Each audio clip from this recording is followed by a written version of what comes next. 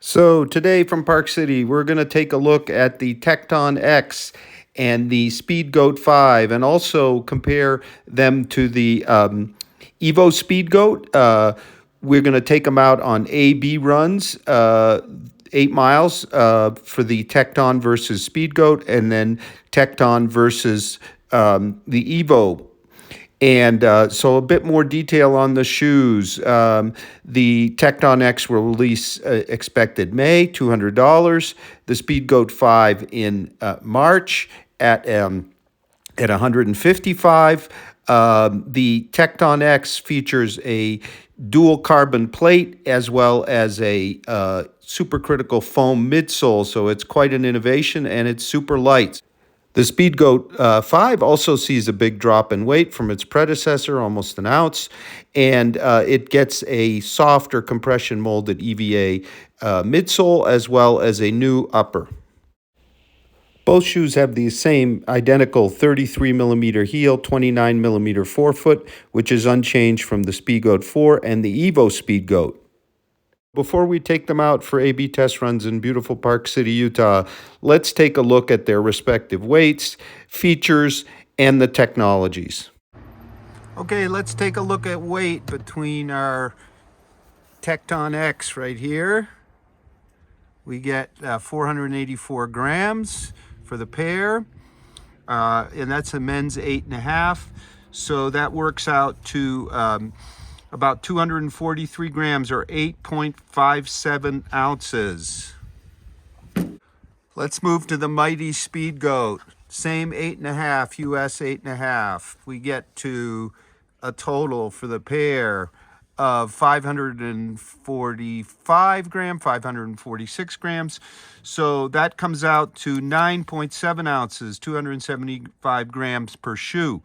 So we have a big difference in weight here. 1.2 ounces between the two. I didn't test the Speedgoat 4, but Jeff Valeri and Jeff Beck did. And we do lose a full ounce or 28 grams. We have a YouTube comparison of the Speedgoat 4, the Speedgoat 5, and the EVO Speedgoat also on the channel. So we hope you'll tune into that as well. And we have the same stack height for both. So the Tecton X really has a big weight advantage in that category of weight. Now, if we look underneath, we'll see that it has the light base type Vibram outsole, so a little bit less coverage. I'm sure that's contributing to the weight, and slightly deeper lugs. Although in some circumstances, as I'll show you from my run, the Tecton X actually performed better on softer surfaces, which is interesting. So big advantage weight, a little bit of difference in outsole. The other key difference contributing to weight here, the much lower weight, is the supercritical foam, which we have here. And above the green-blue, we have a responsive, softer foam in the ProFly X construction. It's springier, more dynamic. Of course, we have dual carbon plates in the Tecton X than the compression molded EVA in our Speedgoat, which is softer in feel. I certainly wouldn't call it mushy, but it's definitely softer in feel than the Tecton X and less dynamic.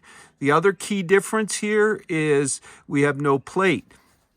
So we have, they're pretty new, not much flexibility here, which is something I've always felt the Speedgoat wasn't very flexible, but I think the new geometry of the rocker makes them flow quite smoothly. Now with our Tecton X, we have the dual carbon plates and the supercritical foam, and of course a bit less outsole. And depressing, you can see there is some flex in them. The flex of the impulse of the two carbon plates really leads to, I think, a much more dynamic ride, especially off the front. Whereas in our Speedgoat, we have kind of a softer, kind of more ground conforming kind of front of the shoe. Here we have a very dynamic feel, but still very ground conforming. The other key difference that I'm going to describe further is in the execution of the toe box and the mesh here. Our Tecton X has a somewhat denser mesh, whereas here it's a little softer. The use of the lacing to the front gives a better hold here for me than in the Speedgoat, which is a little roomier, a little baggier in feel. The differences continue also at the heel counter. I was very surprised. The Tecton X hold is, I think, superior in the collar area to the Speedgoat. I think I'll go to the back lace holes here to get a bit more hold, whereas I absolutely don't need it here. We do have in our Tecton X a gusset tongue, and over in our Speedgoat as well, we have a gusset tongue, very similar. Not sure the elf kind of heel piece really works as well as the more conventional one here to lock down, because I have at least as good heel hold here with kind of a semi-flexible heel counter as I do in the Speedgoat with a much more rigid heel counter. However, I think, you know, if you have wider feet, and they will be available in wide, you'll get a kind of a roomier foot swelling, foot splay kind of feel to the fit here with a slightly softer mesh. And here you'll get a bit more dialed in fit, but very close really in overall volume. It really comes down to kind of what kind of fit you want, sort of a race performance fit versus almost, you'd say, a more relaxed fit. The gusset here stretches, whereas here the laces do so less. Okay, let's also take a look at the EVO Speedgoat. So it checks in at about 521 grams total for the pair. So that's about 9.2 ounces, 260 grams in my US 8.5. All the shoes are US 8.5. So that is about 0.6 ounces or 17 grams more than our Tecton X. Now, the EVO Speedgoat has a slightly softer foam than our Speedgoat 5, very slightly softer, but is very similar. So it's a kind of a soft, more mellow ride. Now, its upper, I think, is closer really to the Speedgoat 5 in terms of being kind of soft and roomy than the more substantial, kind of denser meshed upper of our Tecton X. You can see we have that lace up to the front, and here we have the gusset, which is similar really to the Speedgoat 5. So the EVO Speedgoat was really Hoka's kind of pinnacle ultra racer with its matrix upper and lighter weight than prior Speedgoats. But now our Tecton X is not only lighter, but is carbon plated, dual plates. So I think this is really going to be the Hoka Elite's top racer for the longer distances. In terms of outsoles, as before, we've got our light base here, whereas with our EVO Speedgoat, we have an outsole that's much more like the regular Speedgoat, more coverage you can see there at midfoot, and slightly deeper lugs. So I don't think there's much question. I don't think the EVO Speedgoat will return.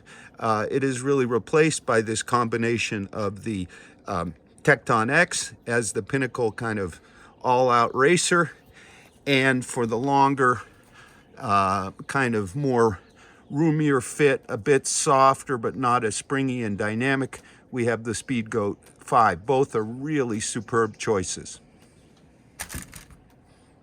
So I did 2 A/B test runs, both about 8 miles, mostly on snow, but with some road. I did the Tecton X versus the Speedgoat 5, and then I did a second run of the EVO Speedgoat versus the Tecton X, and I'm going to share now my results and in terms of fit and ride for both pairings. So we're going the snow, and I definitely feel the Speedgoat's forefoot, a bit more aggressive traction here on the snow than our Tecton X. The snow is really quite hard. Not icy, but hard. So now we're on some smoother single track. As soon as it got bumpier, the Tecton, maybe because of its carbon platform, had better grip, whereas as soon as it got smoother, a little firmer, the Speedgoat had better grip. Okay, one might have thought that the $45 more for the Tecton X was for the supercritical foam and the carbon plates and the slightly lighter weight. However, I think it's also for the upper. I get a considerably more secure hold through here than I do in the Speedgoat. I am going to try to move it to the rear position. So all through here, much kind of more accommodating, almost loose so far, whereas over here everything very much more dialed in. Now of course it depends on what you're going to use them for. So if you're in one of those ultras where the feet are going to swell a lot, you'll probably appreciate that extra room. But for me anyway, I'll go with the precision here. Toe box room, fairly similar. Actually the Speedgoat appears a little pointier, but a little higher volume, a little more relaxed, kind of the mesh, compared to the Tecton X. No question for me, I'm surprised. I'm going to pick the Tecton X upper over the Speedgoats here for my uses, where I'm not doing ultras, and I'd rather have that precise hold. So we're out on the trail here, and what do we have? A piano. Unfortunately, it doesn't work. So I'm going to get into more details, but here's how I would describe the two shoes. So the Speedgoat is like a tuned piano, whereas the Tecton X is like a whole new symphony. A few comments about fit. Considerably more voluminous here and kind of easier going fit. As Jeff Valeri did in our written review, quite loose through here. I think I might, as he did, go to the back hole. Whereas with our Tecton X, no such issues. I'm surprised. A much better overall hold. The toe box is a little bit lower volume, but I would say more secure. Whereas over here with the Speedgoat 5, you've got that room, lots and lots of room for swelling. In terms of the ride, they're both superb.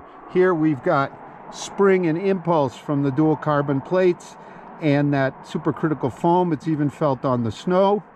A little bit stiffer feel, but more propulsive. Whereas here, the foam feels a bit softer. Wouldn't call it mushy, but very kind of friendly and forgiving. It was interesting, on different kinds of snow, I felt different things. With our Tecton X, when it was kind of sloppier, wetter, I actually had better grip. I felt the front of the shoe and its outsole was gripping better. It's sort of more like a platform. Whereas with our Speedgoat, I have more aggressive traction. So the firmer it gets on the snow, the better the traction. But where it was sloppier and looser, I kind of preferred the Tecton X's traction. Very interesting. Of course, this isn't stone, this isn't dirt, although I have taken the Tecton X out on dirt and it's fantastic. Not much question in my mind that there's a new kid on the block, a new symphony, as I said at the beginning, in our Tecton X here. Considerably lighter, considerably more dynamic and springier. It leaves really nothing behind in terms of being a fast moving shoe on really all kinds of surfaces. Whereas our Hoka Speedgoat 5 gets a very soft, accommodating upper, ideal for those super hot days on the trail, the long miles. But it's softer midsole compound, a little bit firmer maybe than the EVO Speedgoat. but very close. Gives the Speedgoat now a softer, more mellow ride than before. And in terms of our traction, we have Vibram Mega Grip on both, but over here we have the light base, a little bit less coverage, a little bit less depth, but still plenty. Whereas over here we have the deep lugs, deeper lugs of Mega Grip and a bit more coverage. In terms of my personal preferences, no question, while the Speedgoat 5 is superb and $155 versus $200 here, that I will pick the Tecton X any day, certainly for all runs that include not only trail but road. It's a superb road shoe as well, about the best Hoka road shoe I've run in a long time, even with the big outsole and kind of the very broad platform. Whereas for those long days in tough terrain at kind of maybe slower paces, you might lean more towards the Speedgoat, and also as more the training alternative, and as Hoka puts it, to the Tecton X. So we have full multi-tester reviews of both on our website, RoadTrailRun.com. Next, I did an A/B compare of the Tecton X to the EVO Speedgoat, Hoka's prior kind of pinnacle racer. Okay, back from an 8-mile run, just a little bit more than half road, half snow, running on the snow, and some steep and cross terrain hiking. So now we get to compare our EVO Speedgoat versus our Tecton X. Clearly the EVO Speedgoat has that soft, mellow, bouncy feel, a bit more forefoot flexibility. It's definitely softer feeling than the new Speedgoat 5, not by much, but noticeably so. In terms of the uppers, kind of similar fitting, a bit more room at the midfoot in our EVO Speedgoat, a bit more secure lace up, kind of the same story as we had with the regular Speedgoat for the Tecton X. Our heel hold, Tecton X, a bit better, a bit more solid. We've got a more minimal keel counter here. Yeah, the EVO Speedgoat still is a very special ride. All around though, especially when we hit the road, there was quite a bit of slapping with this Speedgoat with its bigger outsole we didn't have here. So we have a smoother, springier ride. Although the EVO Speedgoat sure is fine, kind of the more soft or mellow, but still dynamic. Tough choice. I still think I'm going to prefer the Tecton X. Today was kind of a slow run, which favored the EVO a bit more, but I'm still leaning as the Tecton X is the game changer. In terms of weight, very little difference between the two, just a couple, 2 or 3 tenths heavier for the EVO. Thank you very much for watching. So we have the Tecton X releasing in May for $200. The Speedgoat 5 expected in March. We have full multi-tester reviews of both on our website, and we also have YouTube reviews here. Have a great run.